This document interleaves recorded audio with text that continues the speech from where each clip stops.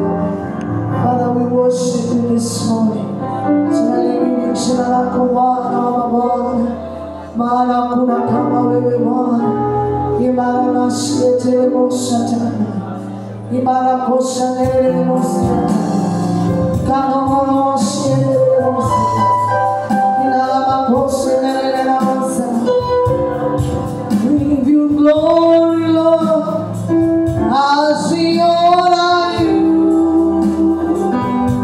We give you glory, Lord, as we honor you. You are wonderful. You are worthy, Lord. You are wonderful. You are worthy, Lord. Say we give you glory.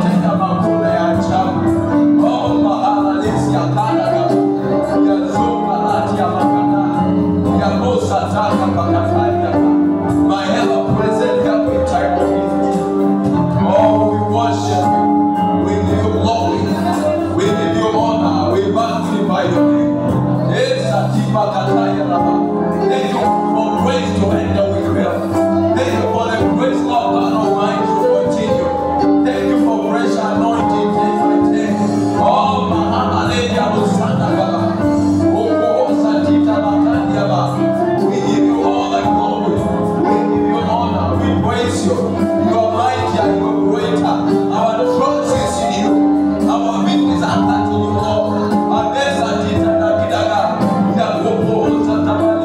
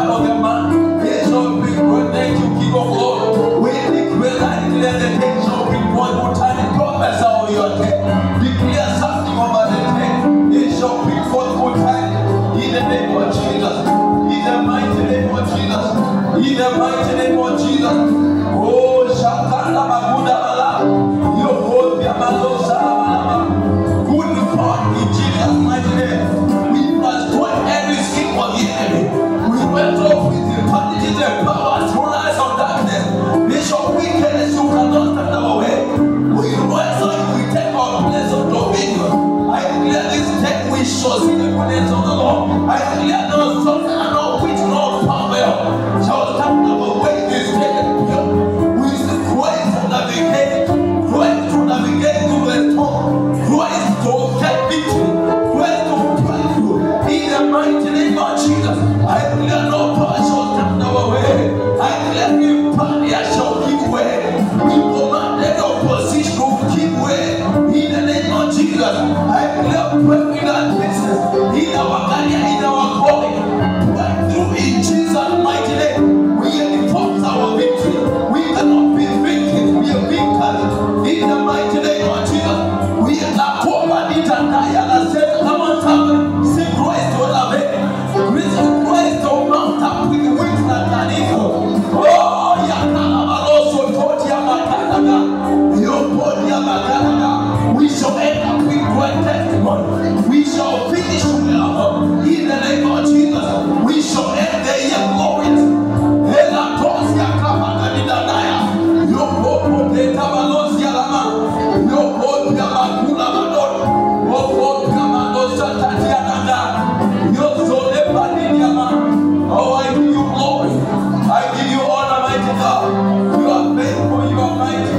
You are the Lord, you never change. That presence, your everlasting anointing, they come to power. Break things, to change destinies, all over, to transform lives for the glory of none of your name. You are faithful, you are mighty. See all the glory, mighty God. Thank you, King of glory. Thank you, Holy Spirit of God. Have your way. Breathe out your miracles. May what people of living grace of God, that not your parent. But Lord God, your people believe it. I thank you and I honor you. I give you all the glory. Oh, I love you. Thank you, Master. Thank you, Jehovah. I pray for the Saturday that shall be great. Case shall be powerful. Lord, I pray for mighty move and visitation as well. Be a night of where move and transformation. Let shall be great. Something shall be great, oh God. Drop it from all over. Let them be not be on the enemy. I thank you and I give you glory. Oh, you are faithful. You are mighty. You are the Lord forevermore. Oh, we glorify your name. Ooh, you are all that matters.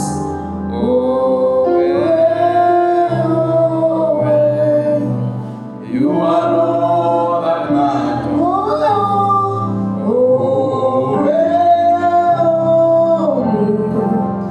You are all that matters. Father, we give you glory. Speak to us. We shall hear your voice. I thank you, and in Jesus' name we pray. Somebody say amen.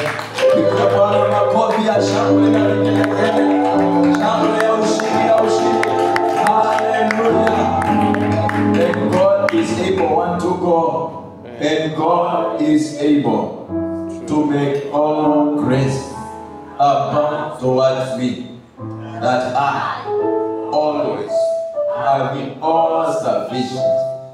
In all things, we have an abundance for every good work. Amen and amen. And I want us to honor the grace of God upon our parents, Baba, Wilfred, Lai, Mama, Nita, Lai, to wake them up for the na kwa umefika wewe ni shujaa, na shujaa umalizia, pigia Bwana makofi mazuri kwa neno shujaa. Asante kwa Bwana, walikuwa pigia kwaya wa kimataifa makofi mazuri. Amen and amen. And above you're stronger than you feel. Amen. Ngomba Fiketi Acts chapter 27 verse 13. Matendo ya Mitume sura ya 27 mstari wa 13.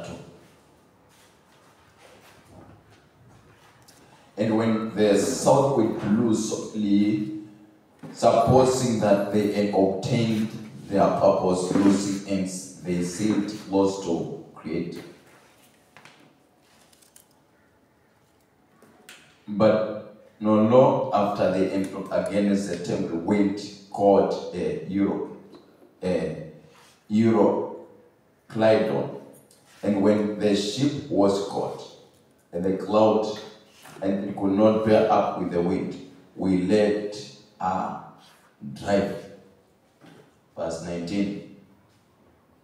And the third day, we cast out, on the third day, sorry, verse 19, we cast out with our own hands the tackling of the ship. Nisome Kiswahili. Siku ya tatu, wakatupa vyombo vya merikebu kwa mikono yao wenyewe. Verse 20, inasema, jua wala nyota hazikuonekana kwa muda wa siku nyingi, na tufani kuu ikawashika, basi wakakata tamaa ya kuokoka. Verse 20, andiko nasema, na walipokuwa wamekaa wakati mwingi bila kula chakula, Paulo akasimama katikati yao akisema, wanaume, iwapasa kusikiza mimi na kutomoa nanga huko Crete, na hapa madhara haya na asara hii.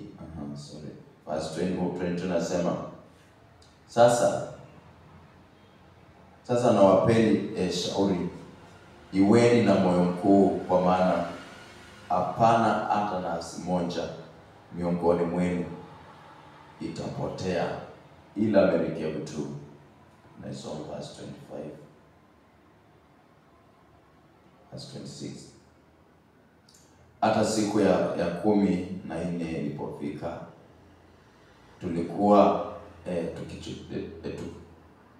tulipokuwa tukichukuliwa huko na huko katika bahari ya Antri, kama usiku wa manane,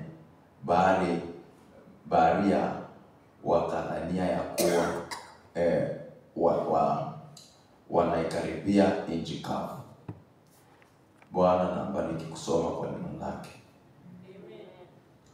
Nitakuelezea, utapata kuelewa, pia utajisomea kwa wakati wako mwenyewe, na Bwana atakusaidia.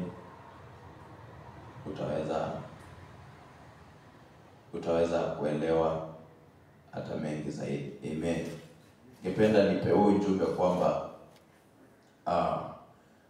hold on to the word of faith, ama shikilia neno la imani.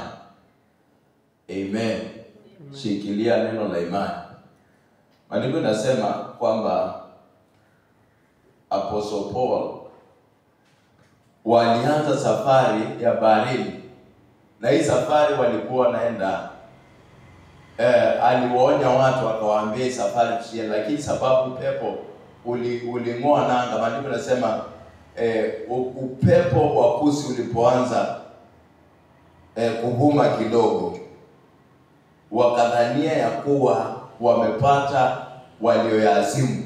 Wakati upepo ulianza, wakajua kile ambacho tulikuwa tunangojea tumekipata. Umefika wakati wa majira ya sawa kuanza safari. Na walikuwa wameonywa kwamba hii safari wasiende, sababu italeta majibu mazuri.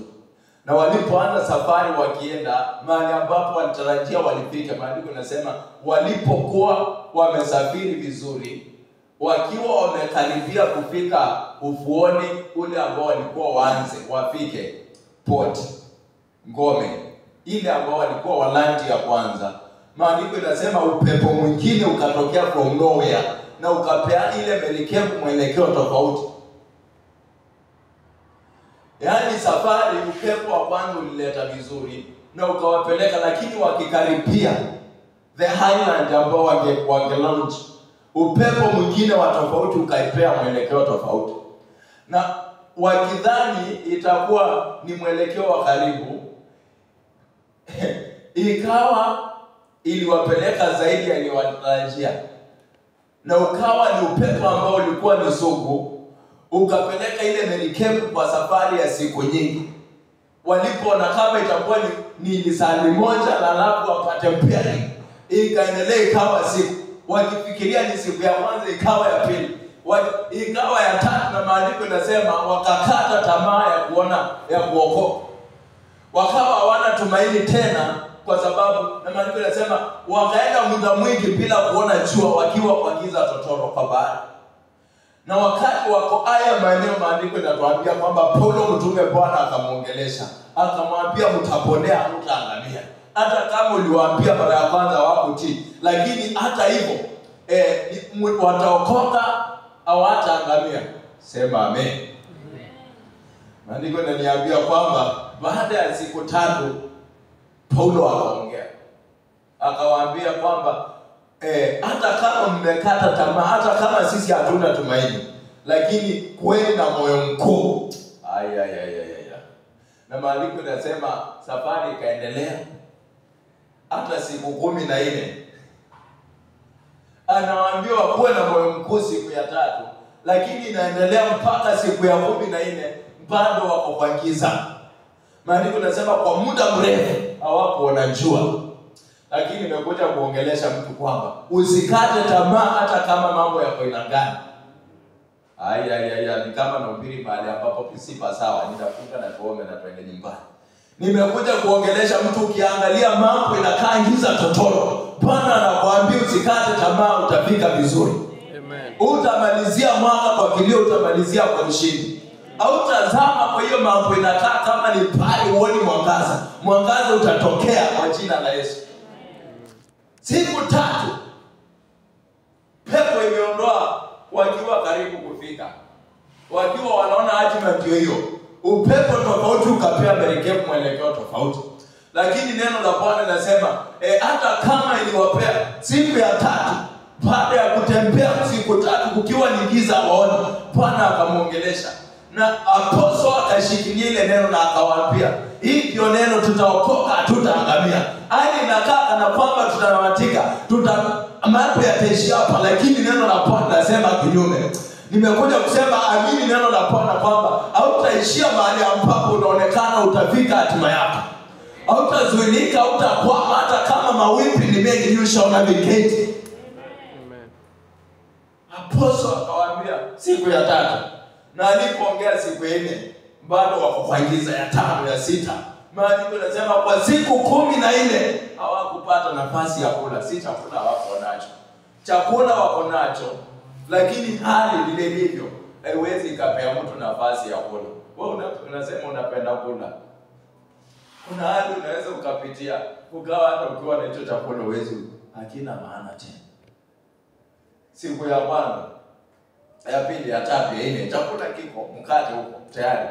Si ati wa kupika. Lakini utaikulia wapi na mawimbi hivi? Ni ups and down. Utaikulaje? Mpaka siku ya 14 anasema hakuna hata yule ambaye ni mlafi. Hakuna ambaye alisema nipe mkate. Sababu hali ni kushikilia. Ni kushikilia merikebu inayumba. Na tena ni kuangiza. Maandiko yanasema kwa siku, kwa muda mrefu hawakuona jua. Unajua ni huko Kenya tunaona jua after 24 hours, 12 hours. Kuna wengine hawaioni kwa miezi 6. Ni giza. Na wengine wanakaa kwa mwangaza miezi 6. Na kwa hivyo hapa anasema kwa siku nyingi hatukuwa tumeona mwangaza wa jua. Yaani walikuwa kwa giza mpaka wakakata tamaa. Kuna mambo mengine unapitia, inakuwa kwako ni giza na unakaa kama unakata tamaa. Nimekuja kukuambia usikate tamaa, kwa maana Bwana yuko na wewe. Nasema Bwana ako na wewe. Hata kwa hiyo hali ukipitia kwa maji ako na wewe. Ukipitia kwa moto ako na wewe. Ukipitia kwa merikebu na yupa ako na wewe. Na ushikilie neno lake kwa anasema twende ile ng'ambo nyingine. Na maandiko yanasema wakati wako katikati wimbi ikatokea kuzamisha merikebu. Mikaanza kuzama. Lakini nimekuja kukuambia hata mawimbi yakija, you shall navigate. Shikilia neno la imani. Katikati ya mambo mengine, wengine wakisema umeisha, shikilia neno la Bwana. Bwana ndiye ako na neno la mwisho. Alisema utafika na utafika. Ulisema utatenda. Ndiyo maana anaitwa Jehova, God of War, ama Mungu wa vita. Bwana wa majeshi, ashindwe na vita vyovyote, ashindwe na hali yoyote. Amempa vyote ambavyo unaona, na hali zozote he controls them with ease. Anang'ani kubadilisha hali yoyote. Hali inaweza ikakaa kana kwako imekawia. Hata mhubiri akakupea neno, akakuhubiria, akakutabiria, akakwambia jipe moyo, lakini inakaa kana kwamba inatoka from bad to worse. Endelea kushikilia neno. Apostle anawaambia hapa tutaponea. Kuweni na moyo mkuu. Siku ya 4 inakuja. Siku ya 5, siku ya 6. Bado tuko na moyo mkuu. Siku ya mpaka siku ya 14. Akawaambia sasa kuleni kitu sababu hamjakula kwa muda mrefu. Na maandiko nasema akawapea mkate. Yeye akawapea mkate. Watu kama 276. Akawapea mkate. Nafikiri ni ishara ya mwili wa Kristo. Na wakala kuambia for your health kule. Na hata nikuonyesha maandiko nasema hivi kwamba hawa ambao walikuwa hajaona jua kwa muda mrefu, hawa ambao wenyewe wanasema tulikata tamaa, hata apostle mwenyewe akakata tamaa. Maandiko yananiambia kwamba katika hiyo hali, sababu Bwana anasema yule malaika anamwambia kuna malaika amenitokea ambaye mimi ni wake, anaitwa the angel of God. Anamuita malaika wa Mungu. Huyo ni Yesu mwenyewe, ndiye anaitwa the angel of the Lord. Amen. Amenitokea usiku wa leo akaniambia nikuwe na nguvu kwa maana tutafika, hatutaangamia. Na akawaambia na mimi nawaambia hiyo neno kwamba mkuwe na moyo mkuu. Verse 20 nasema and when the sun me get the verse. Verse 24. 23, 4, 22 nasema now. Verse 20 nasema for there stood by me this night an angel of God, the angel of God, whose I am and whom I serve. Kwa maana leo amesimama kando yangu, kwa maana usiku huu, this night wa leo, malaika wa Mungu, yule ambaye mimi ni wake na ndiye ni mwabuduye, alisimama karibu na mimi akaniambia usiogope Paulo, una budi kusimama mbele ya Kaisari. Tena tazama, Mungu amekupa watu wote wanaosafiri pamoja nao. Akawaambia ni kweli hali iko hivi, lakini Bwana ameniongelesha. Ameniambia malaika ametumwa, malaika wa Mungu ameniongelesha ambaye ni wake na yule ambaye anamtumikia. Na akaniambia usiogope. Na mimi nimekuja kuambia usiogope. Kwa maana woga ukija unaondoa imani. Lakini mahali ambapo kuna imani unashikilia neno la imani, hauna budi kupokea kile Bwana anasema utapokea. Ni wewe ukuwe sugu kwa imani. Umwambie Bwana umenena, hakuna neno lako halitaanguka. Uishikilie kile Bwana alikunenea miaka 10, mwambie Bwana ulinena hii bado hujatimiza. Ninahitaji, ninangojea ipasuke. Sikia wapendwa, kuna mahali pa kupasuka. Daudi tanirudi mahali hapa jana. Daudi amefika inaitwaje? Ziklag. Amepata imechomwa na moto. Ametoka kwa vita, wamechoka kwa siku 3. Lakini baada ya kufika na Ziklag imechomwa, wengine wakapata suluhisho kwa kulia, lakini kulia si suluhisho. Baada ya kulia sikichukua na ibera. Sikiza Bwana anasema nini, chukua hatua. Amen. Baada ya kumuomba Bwana, sikia amekuepea mwelekeo gani, chukua hatua. Akauliza nifanyeje? Maombi hayatasababisha hao maadui warudi. Akauliza Bwana, so what next after prayer? Shall I pursue? Mungu akamwambia now you know. Pursue. Baada ya hayo yote, baada ya kuomba, baada ya kusikia, kuna nafasi nyingine inaitwa ya kupasua. Baada ya kupokea neno la Bwana, kuna level nyingine inaitwa to pursue the word. Kumkumbusha Bwana, hii haitatendeka mpaka itendeke kwa maisha yako. Mungu anasema wale ambao wanaita mchana na usiku, I will avenge them speedily. Na anasema kwamba wewe ambao unamuita amekufanya kama watchman. Usilale, usimpe amani. usimpe amani. Anasema kila wakati bisha, mchana, asubuhi, jioni, mpaka akuthibitishe. Amen. Kwa hivyo hawa wapendwa, hali inakaa kana kwamba wataangamia, hawatafika, lakini Mungu amenena kwamba kwa hii safari mnafika.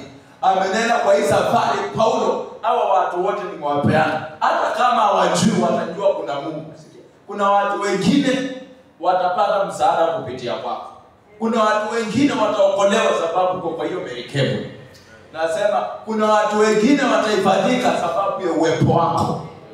Na ukijua hivyo utakaa kana kwamba unajua uko na Mungu mkuu, Mungu ambaye ana uwezo, Mungu ambaye anatenda yale ambao wanadamu hawana ufahamu ama hawezi wakafanya. Maandiko nasema kwamba walipotambua, sikia hapa, nasema baada ya siku 14 akawapea chakula na wakajua kwamba wanakaribia kuona.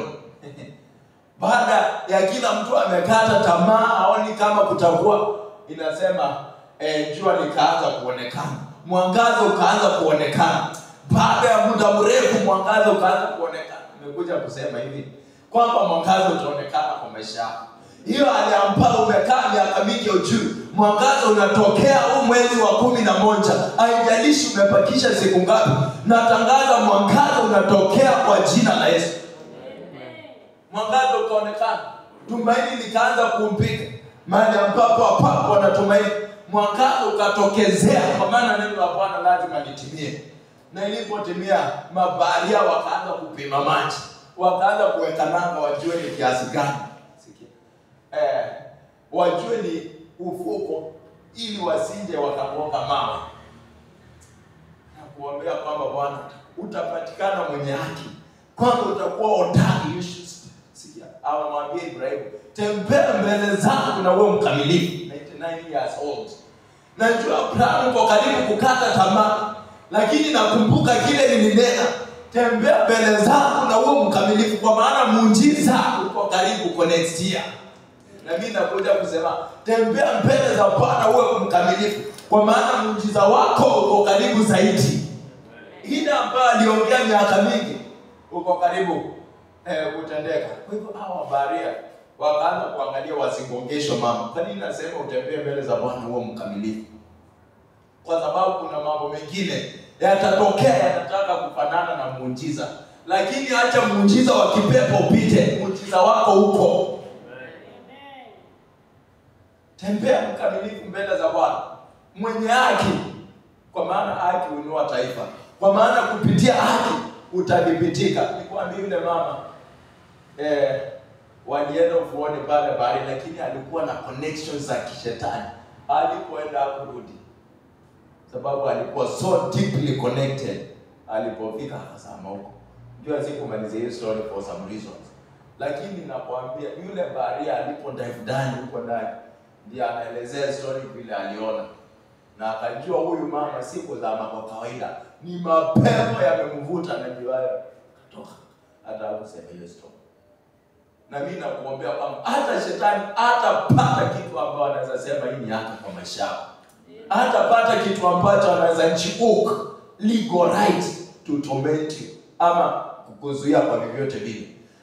Ukitembea kamilifu mbele za Bwana, nakumbuka Joshua, shetani anasimama mbele yake. Mungu akasema mvue hiyo that garment is dirty. Yaani vazi lako la wokovu likae likiwa safi wakati wowote, ili usipate opposition ya vyovyote vile.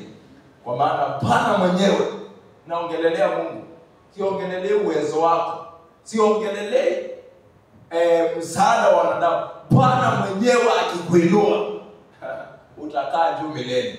Bwana mwenyewe ambaye anasema ni yeye anasababisha mambo yatendeke. Nikienda hii mwelekeo ili nitakuwa ndefu. Sasa ana uwezo na atakutendea kama ishara kwamba kila ambacho anaweza akabadilisha. Wakumbuka hao wapendwa wanasema siku yote, usiku wote tumekuwa kwa hii bahari, na sisi ni experts, tunajua kile tunafanya. Usitusumbue mhubiri, tunaosha net, tumekuwa hapa usiku wote. Lakini baada ya kutumia ile merikebu, Yesu akamwambia launch deeper, wekaji mchana. Akamwambia hapa sisi tumekuwa usiku wote hatujapata lolote. Yesu hakumjibu. Petro alipoona ajibiwi, akasema lakini kwa neno lako acha tufanye tu tuondokee. Sikia. Baada ya pale maandiko yanasema they beckoned their fellow to help them. Ilibidi watafute reinforcement. Yaani walipokea baraka ambayo hawawezi wakaiantu wao wenyewe. Ikabidi waite wale wengine. Yaani kwa jambo moja tu. Yaani kwa mpigo mmoja tu wakapokea kile ambacho wangepokea sijui siku ngapi. Akapokea kitu ambacho maisha yao yote hawajai kuwameiona. Huyu ni Mungu. Mpaka wakaita wale wengine wangawanyie, sababu hii baraka ni nyingi sana. Hatuna maandiko yanasema Mungu atakubariki ukose mahali pa kuweka.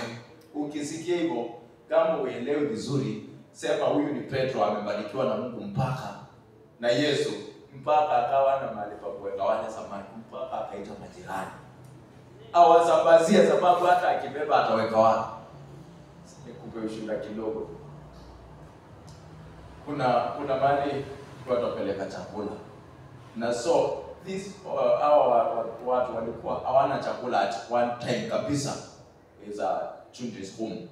Na so mtu mwingine naye anawapigia simu, nataka nilete chakula. Na alafu hiyo niko na chakula lakini sina storage, sina mahali pa kuweka. Mimi nyumba yangu imejaa kila kitu storage. Na so it is wengine hawana kabisa na mwingine naye ana mahali pa kuweka imejaza. Kwa hivyo anatoa iondoke. Amen. Naomba itakuwa sehemu yako kwamba utabarikiwa zaidi mpaka huwa hauna mahali pa kuweka sawa na kwako. Na hivyo ndio Petro wanaambiwa wanapokea samaki kiasi kwamba hawana mali. Sikia mpendwa. Hiyo neno hata sasa huyo Mungu ni yule jana, leo na hata milele hajabariki. Na ninaomba hata hii 2025 akakutendea jambo ambao utasema hata kama ningefanya miaka yote hii Bwana singeweza kwa uwezo wangu. Naongelea Mungu mwenyewe akikushika mkono akikutendea. Na ninaomba kabla huu mwaka utaisha akakutendea kwa jina la Yesu Kristo. Sema Baba, kwa jina la Yesu Kristo, unipe uwezo na nguvu nikafike hatima yangu. Sitazuilika, sitatoroshwa, sitaondoshwa na upepo, nitafika salama kwa jina la Yesu Kristo. Amen. Ningependa uchukue sadaka yako nzuri tumwabudu Bwana. Oh, thank you Lord Jesus. Oh, Master. I thank you. Lord, I thank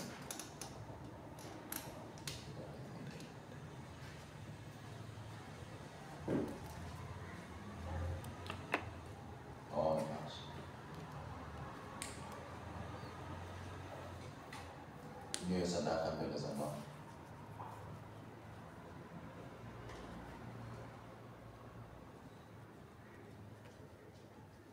Baba, kwa jina la Yesu Kristo, kabariki kila mmoja wetu kwa mipaka yetu. Naomba Bwana ukatendee kila mmoja muujiza ambao uwezo wake hata atasema kwamba ni wewe tu unaweza ukatenda haya. Naomba kila hatima ambayo nataka kama imechukua mwelekeo tofauti, kwamba Bwana ikalainike na tukafike salama kwa jina la Yesu Kristo. Naomba hakuna ambaye Bwana atasema atalia ama atajuta, bali tutaona mkono wako ukombozi na ulinzi na ushindi wa ajabu. Hakuna ambaye ataondoshwa mahali pake, bali tutathibitika Bwana kwa lingo zote kwa utukufu wa jina lako, kutukuza na kuheshimu. Tupe uwezo wa kushikilia neno la imani mpaka tukamaliza salama. Neno lako likatimie 100% wote ambao wamelisikia. Tukuza na kuilinda na kuinua kwa jina la Yesu Kristo tuomba na kuamini. Amen. Amen. Tuone Bwana.